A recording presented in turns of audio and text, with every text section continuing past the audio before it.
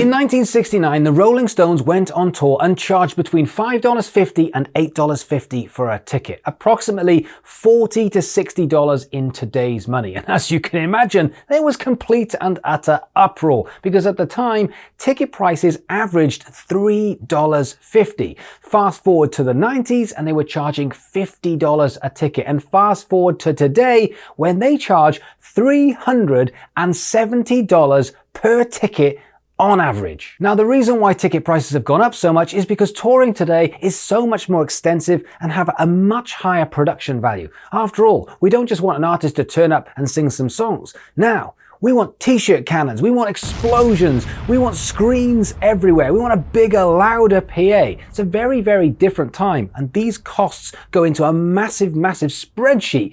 But how much is left over for the artist? So when you're dealing with a world tour of stadium level concerts grossing hundreds of millions of dollars, there are a lot of outgoings. After all, as an artist, you gotta have your helicopter, you gotta have your hairstylist, and there's gotta be loads of porta potties because everyone needs to shit. So what are the ins and outs of a stadium level tour? Let's dive in.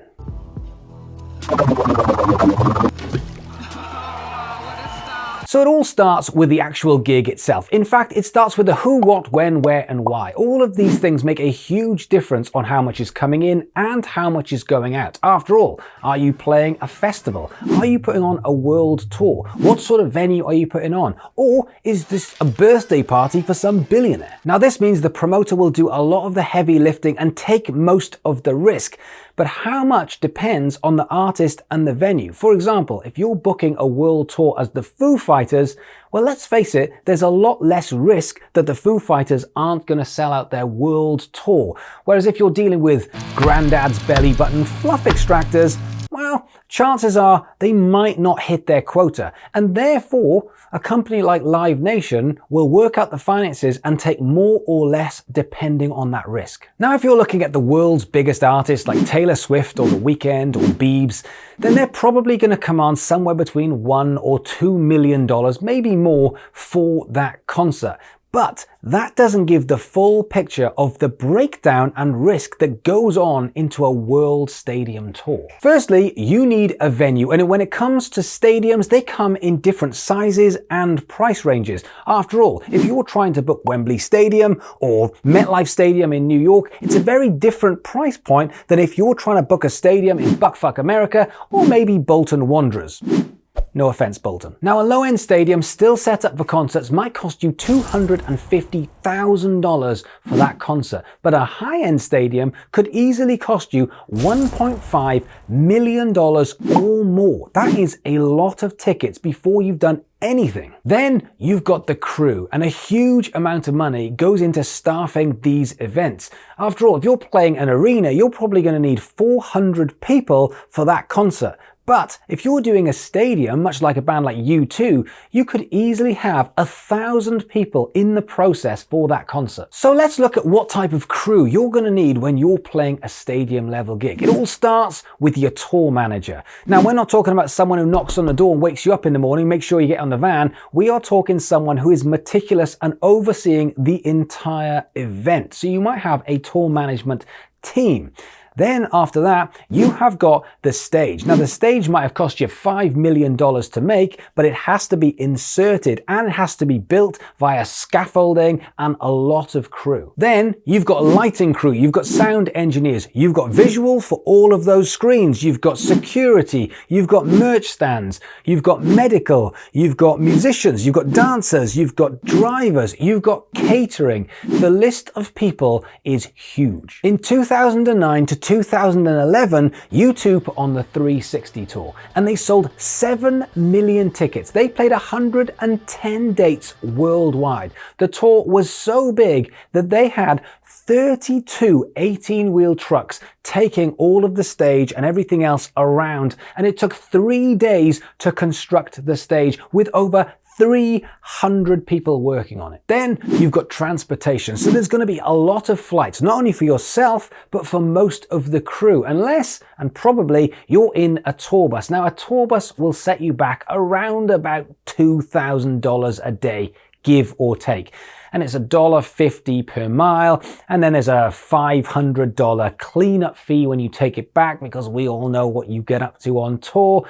And, you know, it's not a lot, $2,000 when you're playing stadiums, but think about a band like Metallica, who went through a stage of hating each other and all traveling in separate tour buses. It's going to cost you $8,000 to $10,000 every single day just to arrive at a venue. Then you've got accommodation, and this is a lot of people, and while you can sleep some people on a tour bus, most people are going to need hotel rooms. And let's face it, Justin Bieber is not going to be sleeping in a Travelodge on the M4 or a motel just outside of Albuquerque. He is going to want top level, and that is going to cost you some dough. And outside of insurance and taxes, then you've also got food, and catering for this amount of people is a big deal.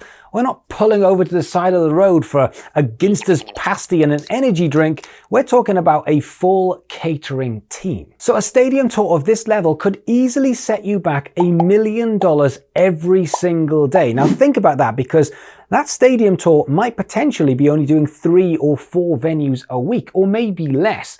But on the days that you're not performing, your outgoing is still going to be $1 million a day. So with so much at stake and so many moving parts, you can see how a company like Live Nation is brought on board to oversee and make sure everything goes like clockwork. But outside of a stadium level tour, what happens if you're a billionaire who just wants to hire Coldplay for your birthday party? Well, firstly, that means you've got too much money. And secondly, it means you've got no taste in music. Got him! Now, there are a lot of billionaires in the world. In fact, Wikipedia tells me that there's 2,755 to be precise.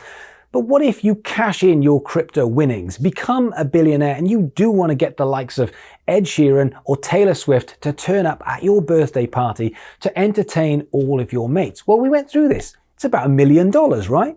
Wrong. Interestingly enough, this happens more than you'd think, and when it does, most artists will charge 3 or even 4 times as much as they do as when they're doing their own tour, because they've got a lot more to lose, and this is outside of their control.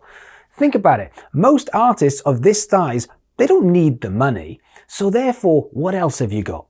All of a sudden, you're ringing up saying, hey, this is Elon Musk's party and he wants you to come and perform for his friends. Well, why didn't you say? That makes complete sense.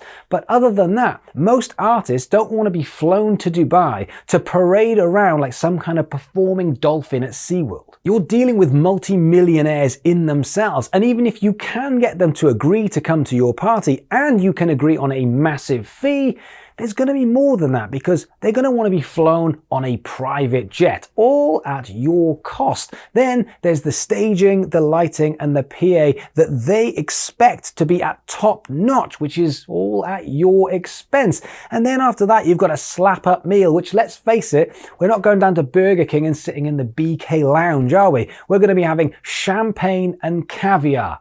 You guessed it, all at your expense. Champagne for everyone! Don't forget, your manager will be taking 20%, and the tax man will probably want to take, well, everything else. But when it all comes down to it, touring is a big money maker for artists, especially when you get to stadium levels. Justin Bieber brought in $200 million on the Purpose Tour, which probably dropped $50 million into his back pocket. That is not bad. That's plenty of money to smash up a couple of old Lambos. Oh, Justin. So if you've ever wondered how much an artist will make from a stadium level concert or a stadium level tour, there it is.